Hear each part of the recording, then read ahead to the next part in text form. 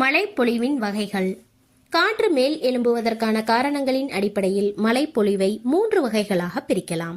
1 வெப்பச்சலன மழை, 2 மலைத்தடை மழை, 3 சூறாவளி மழை அல்லது வளிமுக மழை. முதலாவது வெப்பச்சலன மழை.